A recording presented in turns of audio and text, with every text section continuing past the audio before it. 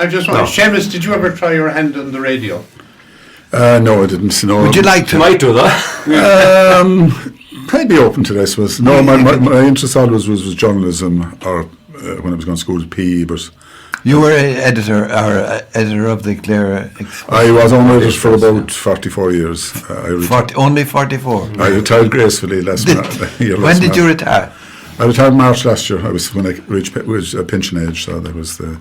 Seamus, I'm looking at an extraordinary publication, a labour of great love, obviously, but also a very, very positive contribution to the heritage of hurling and football in the county. It's called Clare GAA in the Championship, wait for it, 1887 to 2093 by Seamus O'Reilly. It's congratulations all round. Thank you. Yes, it's a 1,208 page production. Basically covers every senior hurling and football championship from 1887 when it was Smith O'Brien's were the hurling and the Dalgash and Market were the club representatives. The club at that time represented. There wasn't a Munster championship for a couple of years, and soon after then the winning combination in Clare, who represented the county, were allowed to pick from neighbouring clubs, or we'll say, for example, in across the estuary. No. We were quite legal that way. But for example, I refer to football because football was very obvious. There was two strong units, Kilrush and Ennis, and between, I think, one year one of the teams had 6 objections against the other team, and the other had 1. But because of that, sometimes they didn't provide players, which was a pity. Because we were the second year the Dalgash beat Limerick Commercials, who had won the All-Ireland before they beat Louth's team, and there was 3 of that Commercials team that happened to be from Clare. From our listeners' point of view, you mentioned it but didn't go deeper into it. The championship, the national championship, it was clubs that represented the county. The winning club, is that correct? That's correct. It was the winning club for the first 2 or 3 years because there was an open draw. Yeah. The first year we drew Wicklow of Thursday, and Wicklow. A lot of the games were played in Dublin, a place called Clonturk Park, but for some reason... But you call it Clonturk Park. Clonturk. In Drumcondra. Somewhere I'd say. You know that, Jim, don't you? I do, because I remember Clonturk, something was in Clonturk Avenue or something, was across the road from St. Pat's and from Condra when I was a student there. But a lot of the other combinations, we'll just say off the top of my head, Kilkenny and Tipperary. Yeah. Would that be a bad example? But they were played in Dublin. But the Clare game, the Dalgash versus the Wicklow champions, both in hurling and football, was chosen as a Thursday game in Athlone, and Wicklow just declined to travel. They said it wouldn't suit them. But very soon after, within a matter of years, it was the best of a county. But it was a club select, we say a Scariff selection versus Tubber-Dora. I'm just looking at the 1907 on your book. And Clare, and as you say, it's a Scariff selection because Scariff won their first county championship in 1907. But I see there's a lot from Scariff on it, and a fair few from Bodyke as well. How did they manage that? Including the captain. Well, it was Scariff would have selected the team. Scariff had a selection, yeah. But it's very strong. There's only one lad, Paddy Kenny from Ennis. Is the only one, I'd say, who is not from East Clare. Yeah, Paddy Kenny was a unique man. Paddy Kenny was both county secretary, county final captain, both hurling and football. He was, I remember speaking to relatives up to fairly recently, when I say recently, last 10 years, he was an Ennis man. Lived somewhere, I think, near the golf course or up rugby grounds, that area, but he was like the Concarney that was in Callahan. Carney was another famous man. He was county secretary, county final venue, county final referee, and county final winning captain. I think he was a tax rate collector or something. Yes. He lived in Callahan was his team. There's only one picture of him there in the Clare team that contested the 1901 Munster final. Do we have any copy of the rules that let's say take the Scariff 2000 or 1907?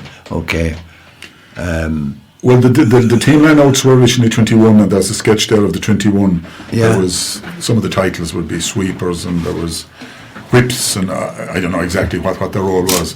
But the original hurling, you had a little bow with a curve shape into the ground. It wasn't your big goalpost. Yeah. Then you had also you had outside goalposts, much like the Australian rules. Oh. So that they were, because reading the reports at the time, you see an over, and an over actually is a wide, an over is not a pint, and a goal was a red flag. So you'd constantly, and then in some reports, the first thing you have to realise is that match reports sometimes are very limited.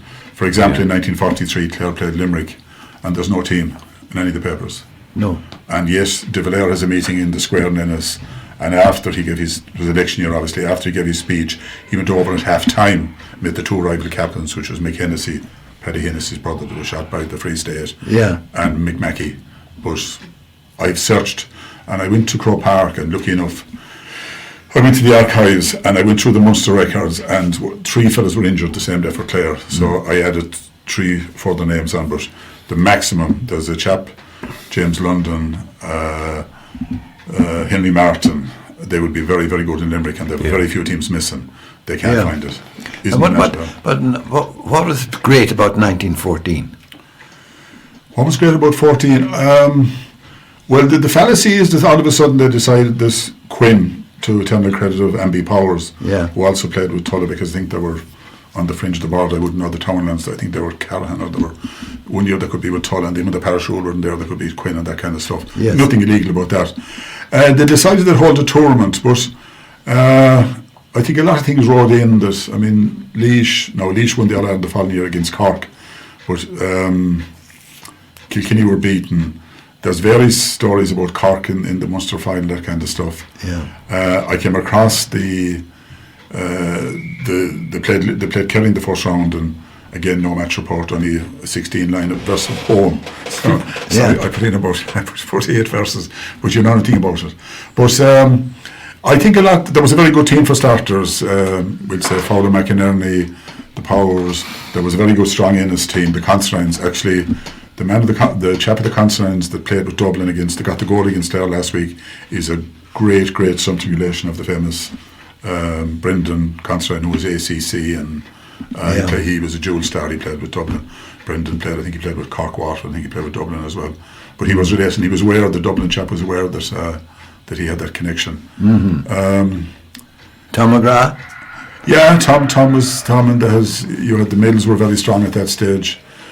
Tom, I think, was very much involved in. Was he the army man? He was, yeah. Yeah, he's a cousin of my wife's. He played till he was about 40. He took the pro treaty side. He did. I'm very conscious of those labels lately. I'm somewhat delighted we didn't do modern history, because I'd have even stronger views. Did the First World War and subsequently the Civil War, did they impact on the whole story of the GAA? It did. There was a man here, White. Was it Brod White they called him? Yes, Brod White. He lived somewhere along the main street here. He got shot, it seems. He played. But the thing that's kind of, I get easily annoyed sometimes, there was a talk about John Fox. And John Fox, for his own reasons, and went and fought with the British Army in the First World War, my estimation naively, but Shinshke. But the story was that Fox came back and he never played with Newmarket again, which is totally untrue. He might have been not the persona non grata because of fighting for the British Army. But in actual fact, he was still playing with Clare in 1926. But the historians brought out this fact that he was much maligned in the market. Maybe he was, and that he never played again. That's not true. As a matter of fact, in the 60s, he laid out, or else he was at a game in one of the county finals. So he wasn't as maligned as people, because I think there's this agenda that all these people were ostracised and they were this, that, and the other. They were to some extent, and I remember speaking to a man in Kilrush years ago, and I said, "Why do so many be joined with the British Army?" And he said, "Money." He said, "Of course, the lure of a bit of adventure with the talk the last 6 months, and they were given pensions." And it balanced the other side. Do you remember the 19? You don't remember, but you're aware of the 1920s and how in Kerry the GAA was a marvellously reuniting force. Yeah, that's the story that's sold to us. Well, it is, because I spoke to Sheehy that did the book, but before that, in Clare, there were 2 county boards. Yes. Canon Hamilton, I keep bringing up the politics, Canon Hamilton was pro-treaty and a very able man, it seems. McNamara from Crusheen, who I think was Tig, McNamara's father, came to a meeting at the time. Paddy Hennessy was shot again by the Free State in Limerick jail. McNamara came in the gist of it, he says, like, we shouldn't be playing games while this is going on, while all this war is going on. And I'd say Canon Hamilton, probably from, if we call it Crow Park, didn't want to have a vacuum, so he, there was continue on. And McNamara left, and there was for 2 years, there was 2 rival boards, which didn't happen anywhere. It happened in Limerick over club politics, but not because of and it was about the Civil War, there's no doubt about that. Tomas McNamara, I think, has written on that. Yeah. But it took 2 years. But the great credit to Canon Hamilton, or whatever his religious title was at the time, if you had gone and played with the independent board, and that was we call it the anti-treaty board, but he never stopped you coming back. He could have, if you read through the champion, but the only problem with an issue with the champion as well, I believe Canon Hamilton or someone was supplying the notes, because they were very pro-established board, and you might get, incidentally, the independent board had a game on, and you might have a couple of columns.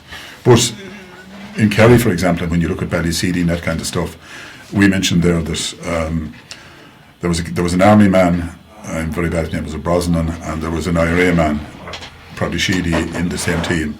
And when they played Clare in Limerick, Kerry played Clare in Limerick, he got an hour and a half to disappear, and the whole thing started all over again. Yeah. But was there scalping going on during those early years, in the absence of strict rules? I was just scalping was par for the course in the 60s and 70s with 2 great teams. There's one team, actually, as some fella pointed out to me from the winning club, he said we won both the battle and the field. He said we won the battle of the scoreboard. There was. So some of the stuff that went on in the 60s in Club Hall and Clare was shameful, let's call it a bit. Really? It was just awesome. Yeah. Yeah, and also that led to a weakening of the county's squad too, and Seamus, because it seems pretty clear that in the county dressing room before a Munster Championship game, you'd have a clique from one club in one corner of the dressing room and a clique from the other club, and maybe a group from another club there again who didn't get on with each other, and they were not going to combine together as a united force. And did that have, I've heard stories like Castlemarket and a few other teams like that. That obviously wasn't going to help our chances in a championship. Yeah, was it as much as, is that maybe as obvious as we? Yeah, Johnny Callaghan's book would say that in the instance where Niall McAnally, who I thought got a raw deal, I know Niall, he went to school with my brother in the CBS. He eventually won the National League in 75 with Galway and won the All-Ireland in 80. But I think the selector from the market was apologising for not playing him or something, that kind of stuff, and I think Niall actually was born in the market, even though he was a bridge man. Yeah. But I think he said something, you fecker, he says, if I was in the market, you'd have played me or something like that. And there was a Clarecastle man who was sub-goalie, whose name I should remain nameless. He said, hit him the fucker, hit him. There was a level of animosity. I often wonder, Johnny Callum maintains it was there, and if you look at, there's a photograph of the market dominated, let's call it Spain, the market dominated the 60s and the 70s. But there is a photograph of 1973 when we should have beaten Limerick. The ball hit the butt of the post and we took a free shot for 65 and Grimes drove it over the bar and Limerick won the All-Ireland. They won and they scraped through against London in Cusick Park. But that day we were beaten by 2 points. There was a free taken shot, they snipped in for a ball, but we also hit the butt of the upright very late on, and Limerick in their magnificence rarely mentioned the fact that they went that close. One other thing that's in my head now about those kind of issues is 1955, a great Clare side beat Cork with Lynch and with Ring and all of them, beat Tip with John Nyland, so all those Tony Ball, all those great players. Munster final against Limerick, totally shockingly got beaten by Mackey's Greyhounds, as we call them.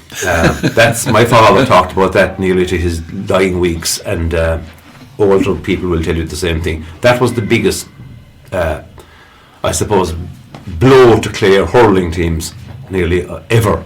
The fact that you'd beaten the 2 top sides and a new coming side like Limerick shocked you in the final. And it seems to me that the story goes there again.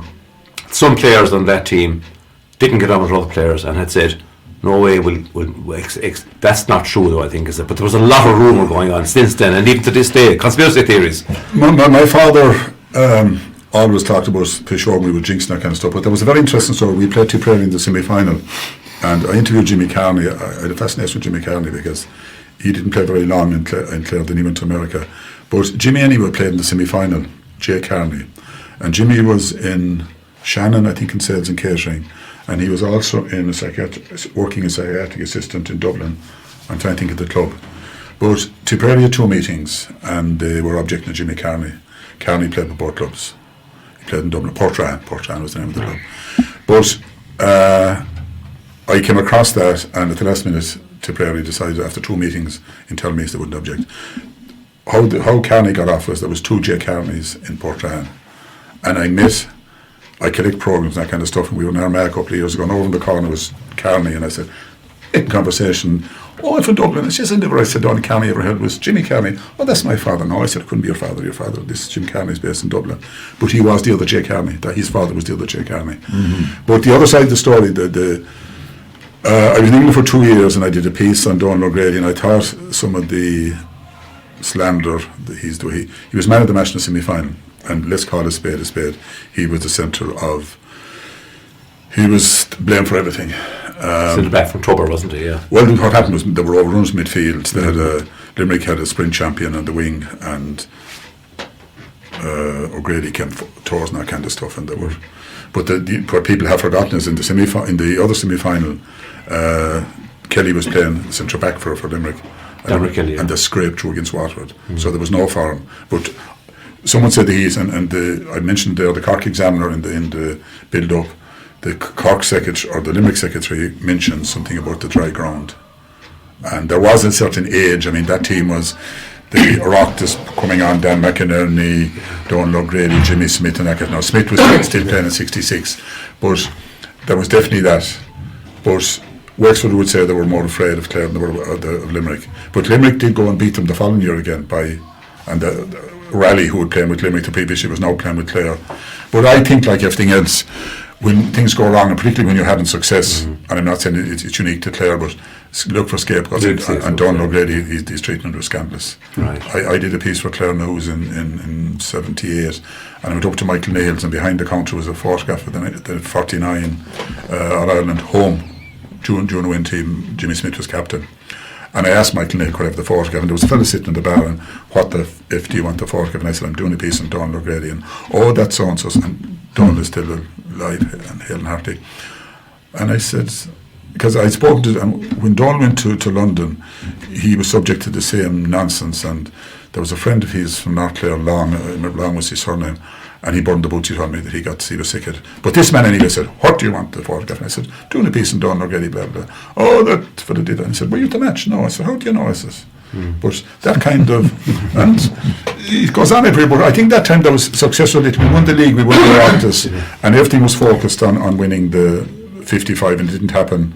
I think we didn't win a match again until maybe 7 or 8 years after, and we got trimmed. But Jimmy Smith said a very interesting at one convention.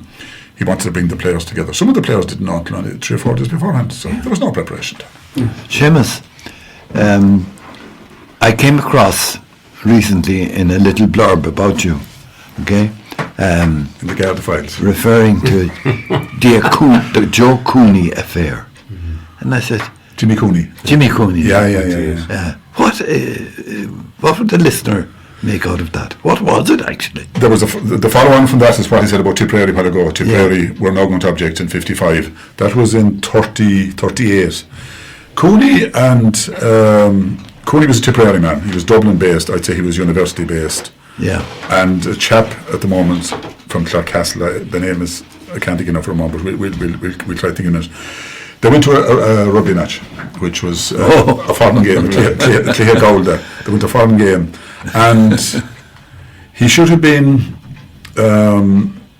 he was suspended because he shouldn't. The vigilante committee, which they sent fellas out. I know them. Including McMackey, and the reason they put McMackey in the vigilante committee is because he'd have gone to the games anyway and they couldn't suspend him. So but long story short, he went to the match and he was suspended. He was suspended, we'd say, for 3 months or something like that. But the paperwork was incorrectly filled out to get him back or something. And his club, I inquired from Tipperary, his club were very stubborn and they wanted Cooney is captain. Larry Blake, who played Railway Cup with him, and Mackie maintained he was one of the best players he played against. Larry Blake warned them in advance. They shouldn't have been warned anyway, sorry. It was illegal. He shouldn't have played in the story. They were the defending champions. They would have beaten Clare out the gate. The Julie did. Clare had to object as procedure. Central Council also upheld it. They appealed to Central Council. They lost. But the follow-on of that then was, they reached the Munster final, and I have a photocopy of the Munster final programme 38. It was Waterford's first title. And John Joe Doyle and the man from Clarecastle, which I'm trying to remember his name, and another chap, were picked on the team that didn't play. The Clare team were 20 minutes coming out there for the Munster final. It looks like they weren't going to come out. John Joe Doyle, I remember John Joe Doyle saying it to me, that they didn't accept, they didn't agree with but it was out of Clare's hand. The man played, he was warned in advance, he was illegal, he knew stubbornness, we play him and that kind of stuff. Listen, we've come into the end, we only have about a minute and a half or so left. Seamus, Clare GAA in the Championship, 1887 to 2023. When will this appear on our bookshelves? Right, it's printed, which may sound very technical, but what has to be done is to be bound, stitched, and X, Y, and Z. I'm trying to get a definite for that. I'd say roughly 3 weeks' time. I've provisionally, the Queen's will be launched, the Queen's Tony Kelly. I was trying to ring again this morning just to confirm, but Ballyea, obviously, my home club, are playing in the Championship, so he's cocooned away somewhere. I'm hoping about 3 weeks' time. Okay. I can come back in if a near date, if that's okay with you. That's perfect. It's certainly, we've just looking through it now. I mean, it's a must. I think it's a brilliant achievement. It is For any Clare GAA person, but also people outside of Clare would be very interested as well. Yeah, I hope to do well. I'm doing 1,000 copies. I was trying to do a hardback, but the size of it, those 3 books are 1 book, by the way. It's almost impossible to make. And what will it retail at? 50 euros. 50 euros. It's a huge volume. It's going to be massive. And as a reference, it's going to be absolutely outstanding for those of us who might need a bit of help now and again. You'll have it on the side of that.